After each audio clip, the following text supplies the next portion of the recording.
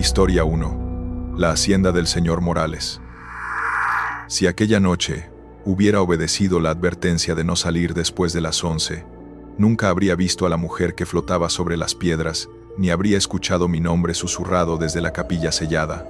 Me llamo Ricardo, y ahora tengo 43 años. Lo que voy a contarles sucedió cuando apenas había cumplido los 22, y trabajaba como auxiliar de mantenimiento en una hacienda antigua ubicada en las afueras de Zacatecas.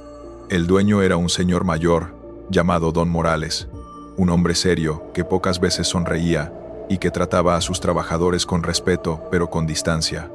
La hacienda había pertenecido a su familia desde hacía más de 100 años, y aunque muchas partes estaban en ruinas, él se empeñaba en mantener viva aquella propiedad.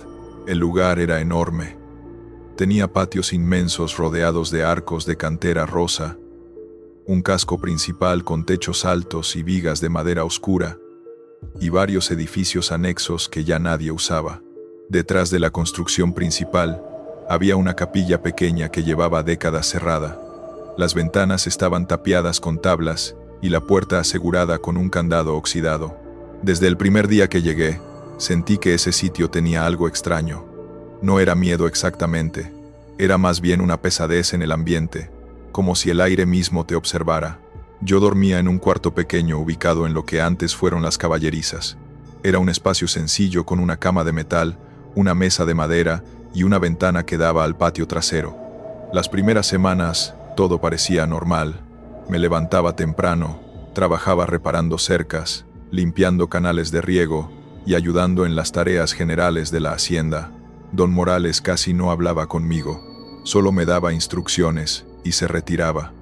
Los otros trabajadores eran gente callada, acostumbrada a la rutina del campo. Una tarde, mientras barría el patio principal, uno de los peones más viejos se acercó a mí.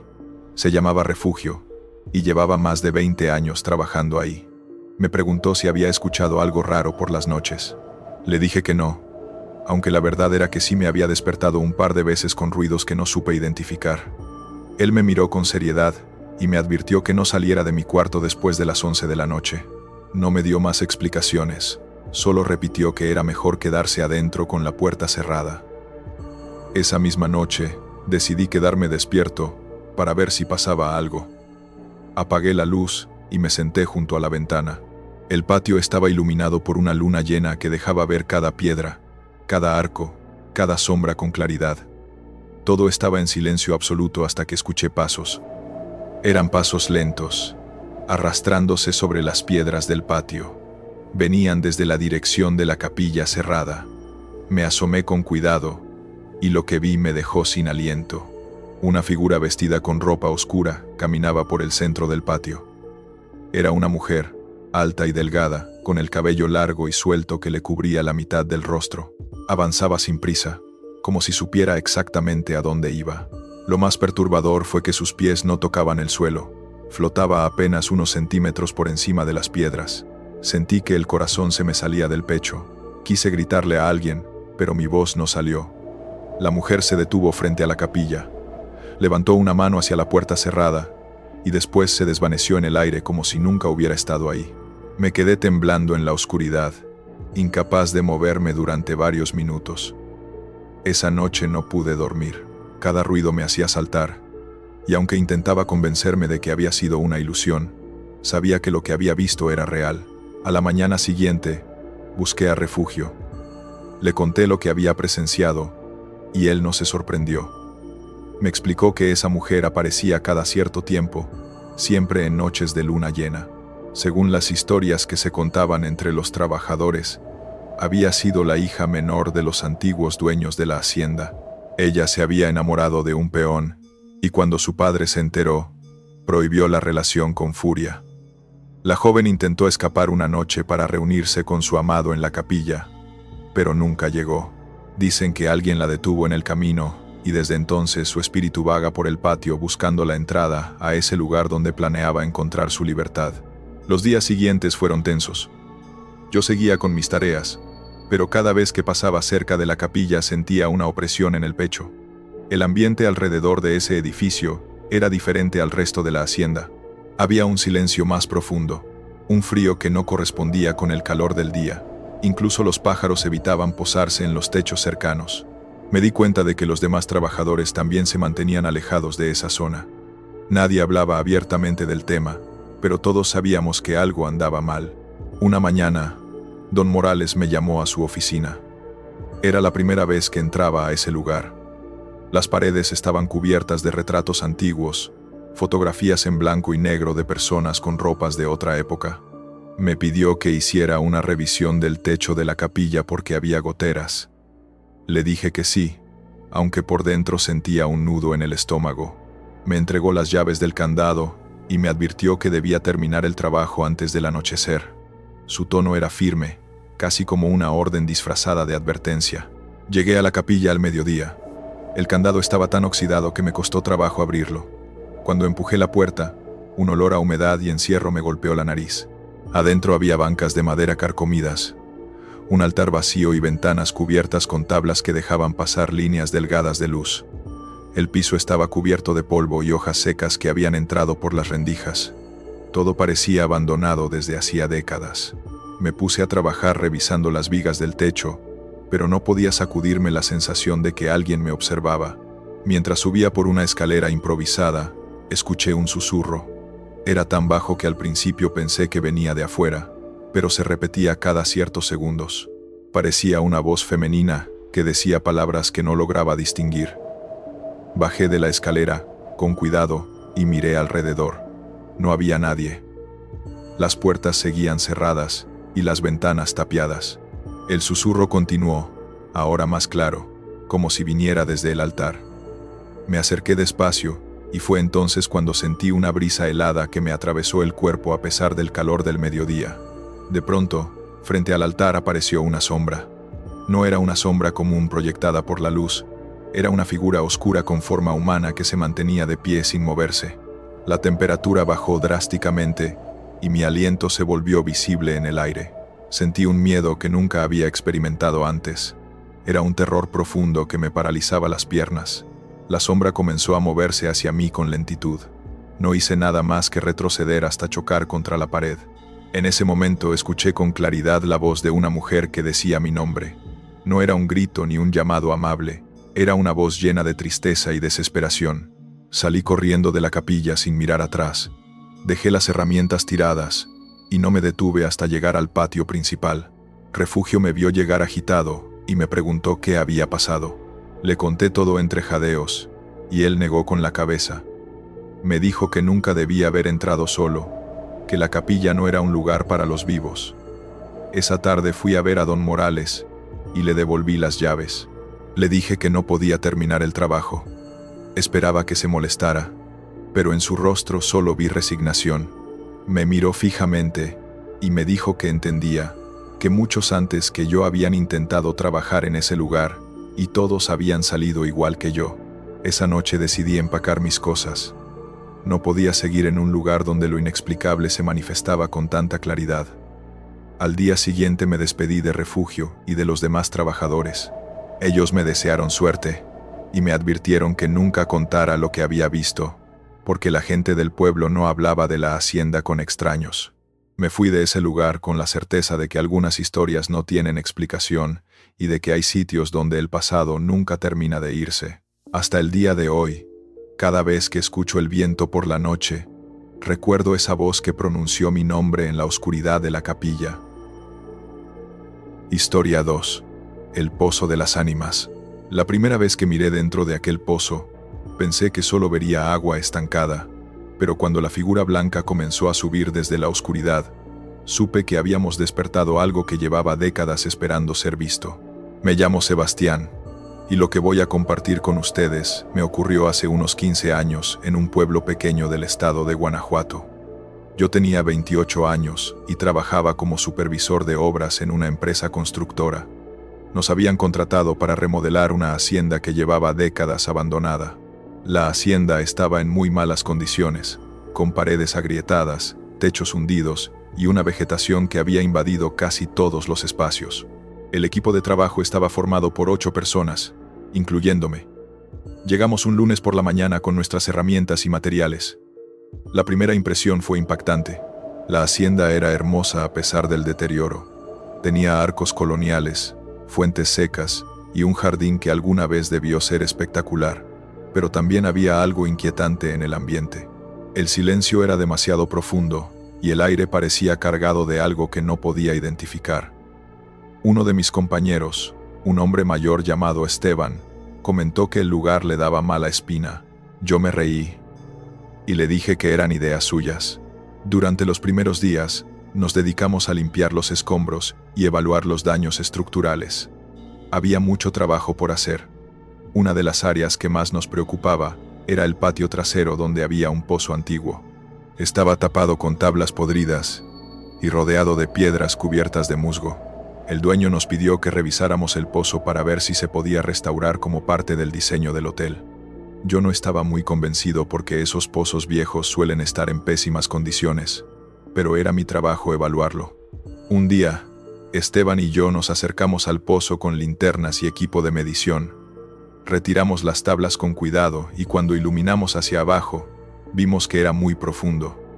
El agua en el fondo se veía oscura y quieta, casi negra. Había un olor extraño que salía de ahí, como a tierra mojada mezclada con algo más desagradable. Esteban dijo que mejor lo dejáramos para otro día, pero yo insistí en bajar una cuerda con un gancho para medir la profundidad. Cuando la cuerda llegó al fondo y la jalamos, vino llena de lodo y algo más que nos hizo retroceder de inmediato. Eran trozos de tela vieja y lo que parecían ser huesos pequeños, tal vez de animales. Decidimos no comentarle al resto del equipo para no alarmarlos. Tapamos el pozo de nuevo y seguimos con las demás tareas. Sin embargo, a partir de ese día, comenzaron a suceder cosas extrañas. Por las noches, algunos compañeros que se quedaban haciendo guardias escuchaban voces que venían del patio trasero. Eran voces apagadas, como susurros que se mezclaban con el viento. Al principio pensaron que eran los vecinos o animales, pero pronto se dieron cuenta de que no había nadie cerca. Las voces parecían venir directamente del pozo. Una noche me tocó quedarme de guardia junto con otro compañero llamado Mario. Estábamos sentados en lo que antes era el comedor principal, tomando café y platicando para mantenernos despiertos. Alrededor de las 2 de la madrugada escuchamos un ruido fuerte que venía del patio trasero. Era como si alguien hubiera movido las piedras que rodeaban el pozo. Mario se levantó de inmediato y me dijo que fuéramos a revisar. Yo no quería, pero no podía quedarme sentado mientras él iba solo. Salimos con linternas en mano. El patio estaba iluminado por la luna llena y todo parecía tranquilo hasta que llegamos al pozo. Las tablas que habíamos colocado estaban tiradas a un lado, como si alguien las hubiera arrancado con fuerza. Mario alumbró hacia abajo y lo que vimos nos dejó helados. En el fondo del pozo había algo flotando. No era agua moviéndose, era una figura blanca que se mantenía suspendida justo debajo de la superficie. Parecía la silueta de una persona con los brazos extendidos. Mario soltó un grito y retrocedió tan rápido que casi se cae. Yo también retrocedí, pero no podía dejar de mirar hacia el pozo. La figura comenzó a moverse hacia arriba. No era como si estuviera nadando, era como si algo la estuviera jalando desde abajo. Vimos cómo emergía lentamente, primero los brazos, luego los hombros. Tenía la cabeza inclinada hacia adelante, y el cabello largo y oscuro cubría su rostro.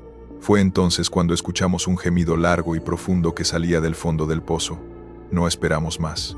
Corrimos de regreso a la hacienda y despertamos a todos. Les contamos lo que habíamos visto, pero algunos no nos creyeron. Pensaban que estábamos exagerando o que el cansancio nos había jugado una mala pasada. Al día siguiente hablé con el dueño del proyecto y le expliqué lo que estaba pasando. Él se mostró preocupado y decidió contratar a un par de personas del pueblo para que investigaran el pozo. Cuando llegaron y les contamos la historia, uno de ellos, un señor mayor, nos dijo que esa hacienda tenía una historia oscura. Según el señor del pueblo, muchos años atrás esa hacienda había sido el escenario de eventos terribles. Durante la época de la Revolución, los dueños habían sido acusados de esconder a personas perseguidas en sus tierras. Cuando los soldados llegaron a buscarlas, no encontraron a nadie, pero los rumores decían que muchas de esas personas nunca salieron vivas de la hacienda. El pozo había sido utilizado para deshacerse de aquellos que no debían ser encontrados. Con el tiempo, la gente del pueblo comenzó a evitar el lugar, porque decían que por las noches se escuchaban lamentos que venían desde el fondo de la tierra. El Señor nos advirtió que no debíamos seguir trabajando cerca del pozo, sin antes hacer una limpia espiritual. Nosotros éramos hombres de trabajo. No creíamos mucho en esas cosas. Pero después de lo que habíamos visto, ya no estábamos tan seguros. El dueño del proyecto accedió a traer a una persona que se dedicaba a ese tipo de trabajos. Llegó al día siguiente, una mujer mayor con un rosario en las manos y un frasco de agua bendita. Recorrió toda la hacienda rezando en voz baja, y cuando llegó al pozo, se detuvo. Ella se quedó parada frente al pozo durante varios minutos sin decir nada. Después se acercó al borde, roció agua bendita hacia el fondo y comenzó a rezar con voz firme. El ambiente cambió de inmediato, el aire se sintió más ligero y el silencio opresivo que siempre había en esa zona se rompió. Cuando terminó, la mujer nos miró y dijo que había almas atrapadas en ese lugar, que no habían encontrado descanso porque su partida había sido violenta e injusta. Nos explicó que lo que habíamos visto era la manifestación de una de ellas, que buscaba ser vista, ser recordada. Hubo una noche antes de terminar el proyecto en la que decidí quedarme solo para revisar unos planos. Era tarde, alrededor de las 11, y ya todos se habían ido. Estaba sentado en lo que sería el lobby del hotel cuando escuché pasos que venían del patio trasero. Eran pasos lentos, como si alguien caminara descalzo sobre las piedras. Me levanté con el corazón acelerado y me asomé por la ventana. No había nadie, pero las luces del patio parpadeaban. Sentí un escalofrío que me recorrió la espalda y decidí que era mejor irme. Al salir de la hacienda, volteé una última vez hacia el patio trasero. Ahí, junto a donde antes estaba el pozo, vi una sombra que se movía lentamente. No era una sombra proyectada por la luz. Era algo que se mantenía de pie sin apoyo. No me quedé a ver más. Subí a mi camioneta y me fui lo más rápido que pude. Esa fue la última vez que estuve solo en esa hacienda. Cuando el proyecto terminó, me despedí del equipo y del dueño, pero nunca volví a ese lugar. Años después me enteré de que el hotel nunca abrió. El dueño vendió la propiedad a un precio muy bajo y el nuevo comprador decidió dejarla abandonada de nuevo. La gente del pueblo dice que nadie dura mucho tiempo ahí, que siempre pasa algo que los hace irse. Algunos aseguran que las voces del pozo nunca se fueron, que simplemente se quedaron calladas esperando a que alguien volviera a escucharlas. Yo no sé si eso es cierto, pero lo que sí sé es que hay lugares donde el pasado no se borra con cemento ni con oraciones. Hay lugares donde las almas siguen atrapadas y donde los vivos no deberíamos meternos. Historia 3. La dama de blanco en la hacienda San José. La foto que tomó mi cámara no debería existir. Yo estaba sola dentro de la capilla, y aún así, una mujer vestida de blanco apareció mirándome fijamente desde el altar. Mi nombre es Fernanda, y tengo 36 años. Lo que les voy a contar sucedió cuando tenía 23 y trabajaba como fotógrafa freelance. En aquel tiempo, me contrataron para hacer una sesión de fotos en una hacienda antigua ubicada en Querétaro. El proyecto era para una revista de turismo que quería promover lugares históricos de la región. La hacienda se llamaba San José, y según me explicaron, había sido construida en el siglo XVIII y conservaba gran parte de su arquitectura original. Llegué un viernes por la tarde con mi equipo de cámaras y trípodes. El lugar era impresionante. Tenía corredores largos con columnas de piedra, jardines con fuentes y una capilla pequeña que todavía se usaba para bodas. El encargado de la hacienda, un señor llamado Don Miguel, me recibió con amabilidad y me mostró los espacios que podía fotografiar. Me explicó que la hacienda estaba abierta al público durante el día, pero que por las noches se cerraba y solo quedaba el personal de vigilancia. Comencé a trabajar aprovechando la luz de la tarde. Tomé fotos de los corredores, de las fuentes, de los arcos y de los detalles arquitectónicos. Todo iba perfecto hasta que llegué a la capilla. Cuando entré, sentí un cambio en el ambiente. Hacía más frío que en el resto de la hacienda y el silencio era absoluto. Ni siquiera se escuchaban los pájaros que cantaban afuera. Preparé mi cámara y comencé a tomar fotos del altar, de los vitrales y de las bancas de madera. Mientras revisaba las fotos en la pantalla de mi cámara, noté algo extraño. En una de las imágenes, justo detrás de las bancas, aparecía una figura borrosa de color blanco. Pensé que era un reflejo de la luz o un error de la cámara, así que volví a tomar la foto desde el mismo ángulo. Cuando revisé la nueva imagen, la figura seguía ahí, pero ahora estaba más cerca del altar. Sentí un escalofrío. Miré hacia atrás para ver si había alguien, pero la capilla estaba vacía. No había nadie más que yo. Decidí salir de la capilla y buscar a don Miguel. Lo encontré en el patio principal hablando con uno de los vigilantes. Le mostré las fotos y él se quedó callado durante unos segundos. Después me miró con seriedad y me preguntó si yo creía en esas cosas. Le dije que no estaba segura, que nunca me había pasado algo así. Él suspiró y me contó que no era la primera vez que alguien capturaba imágenes extrañas en la capilla. Según él, muchos visitantes y fotógrafos habían reportado lo mismo. Figuras blancas que aparecían en las fotos, pero que no estaban presentes al momento de tomarlas. Don Miguel me explicó que la hacienda tenía una leyenda muy conocida en la región.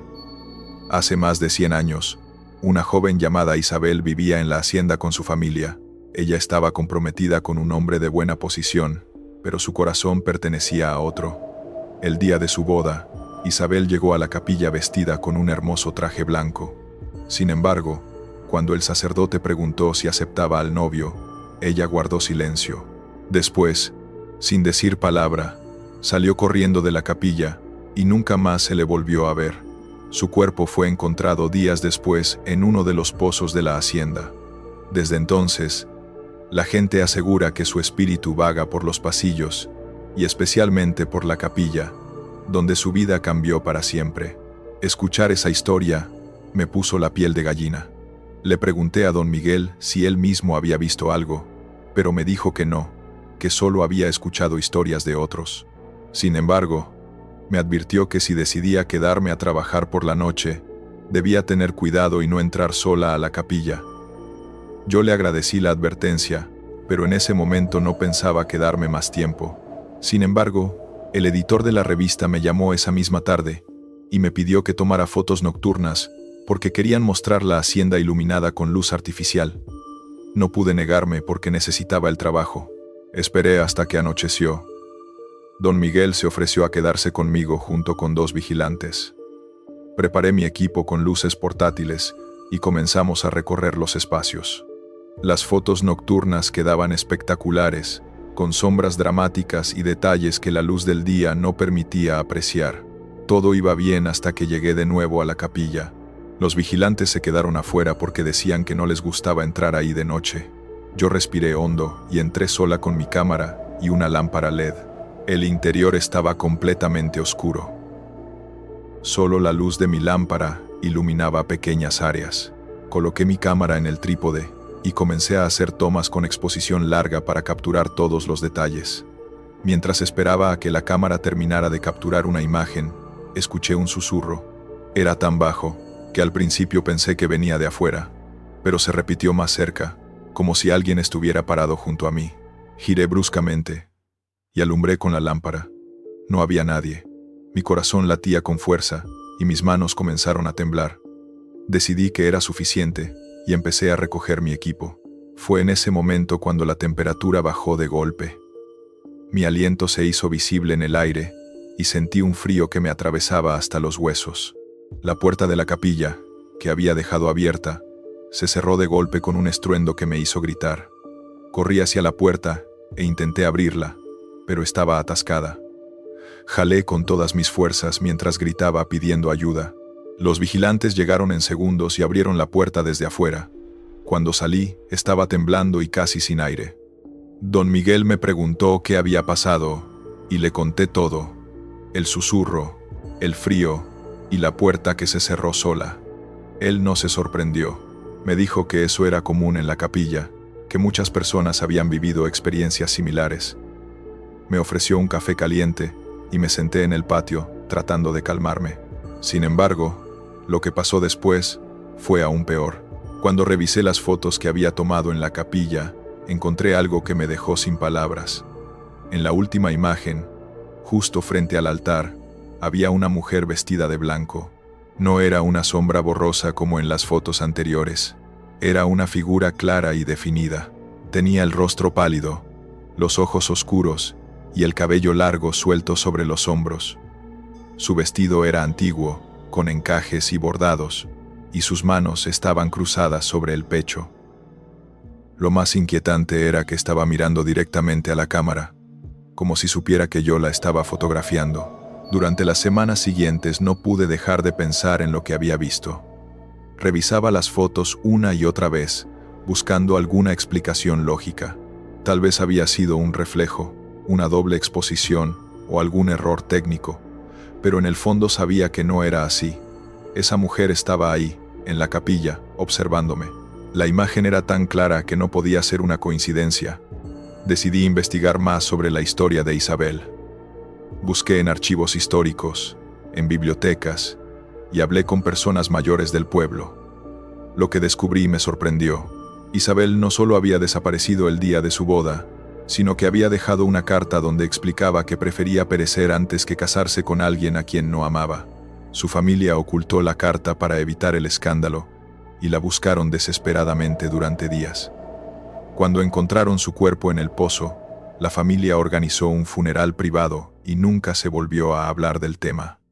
Sin embargo, los trabajadores de la hacienda comenzaron a reportar apariciones de una mujer vestida de blanco que caminaba por los pasillos y entraba a la capilla cada noche. Con el tiempo, la historia se convirtió en leyenda, y aunque algunos no le daban importancia, muchos aseguraban haberla visto con sus propios ojos. Incluso había registros de personas que habían huido de la hacienda después de encontrarse cara a cara con ella. Algunos decían que Isabel buscaba algo, tal vez paz, o tal vez justicia por haber sido obligada a tomar una decisión tan terrible. Otros creían que simplemente no podía irse, porque su espíritu seguía atado al lugar donde su vida cambió para siempre. Hasta el día de hoy, conservo esa foto en mi archivo personal. Nunca la publiqué, como le prometí a don Miguel, pero tampoco pude borrarla. Es un recordatorio de que hay cosas en este mundo que no podemos explicar. Lugares donde el pasado se niega a desaparecer, y donde los espíritus siguen atrapados en momentos de dolor y desesperación. Si algún día visitan una hacienda antigua y sienten que el ambiente cambia, que el aire se vuelve pesado o que algo los observa, no lo ignoren. Puede que no estén solos. Historia 4. El niño del granero. La primera vez que escuché aquella risa infantil en medio de la noche, supe que algo andaba muy mal. En ese rancho no vivían niños. Y aún así, una sombra pequeña me llamó por mi nombre, desde el interior del granero. Me llamo Octavio, y ahora tengo 52 años. Lo que voy a contarles me pasó cuando tenía 32 y trabajaba como veterinario en zonas rurales. Mi trabajo consistía en visitar ranchos y haciendas para atender animales enfermos o realizar chequeos de rutina. Era un trabajo duro pero satisfactorio, porque ayudaba a la gente del campo que muchas veces no tenía acceso fácil a servicios veterinarios. Un día recibí una llamada de un ranchero llamado don Anastasio. Me explicó que tenía varios animales enfermos y necesitaba que fuera a revisarlos lo antes posible. El rancho estaba ubicado en un pueblo remoto de Jalisco, a varias horas de la ciudad. Acepté el trabajo y al día siguiente salí temprano con mi camioneta cargada de medicamentos y equipo. El camino era largo y polvoriento, rodeado de cerros y vegetación seca. Llegué al rancho al mediodía. Era un lugar grande con varios corrales, establos y un granero antiguo que se veía bastante deteriorado. Don Anastasio me recibió con amabilidad y me mostró los animales que necesitaban atención. Pasé varias horas trabajando, aplicando vacunas, revisando heridas y dando recomendaciones. Cuando terminé, ya estaba anocheciendo. Don Anastasio me ofreció quedarme a dormir porque el camino de regreso era peligroso de noche. Yo acepté agradecido. Me asignó un cuarto pequeño en la casa principal. Era sencillo pero limpio, con una cama de metal y una ventana que daba hacia el patio donde estaba el granero. Después de cenar con la familia, me retiré a descansar. Estaba cansado por el trabajo del día y pensé que dormiría profundamente. Sin embargo, alrededor de la medianoche me desperté con un ruido extraño. Era como si alguien estuviera arrastrando algo pesado por el patio. Me levanté y me asomé por la ventana. El patio estaba iluminado por la luz de la luna y pude ver que el ruido venía del granero. La puerta estaba entreabierta y se movía lentamente con el viento. Pensé que tal vez algún animal se había metido, así que decidí salir a revisar.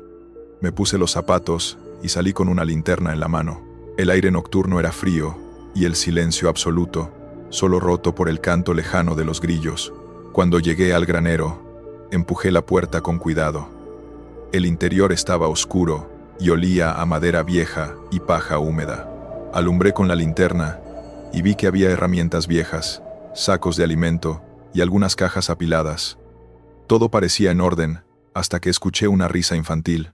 Era una risa suave, como la de un niño pequeño jugando. Me quedé paralizado. No había niños en el rancho, solo don Anastasio, su esposa y 2 trabajadores mayores. La risa se repitió, esta vez más cerca. Alumbré hacia donde venía el sonido y vi una sombra pequeña que se movía entre las cajas. Era del tamaño de un niño de unos 5 o 6 años. Mi corazón comenzó a latir con fuerza. Llamé en voz alta preguntando si había alguien ahí, pero solo recibí silencio.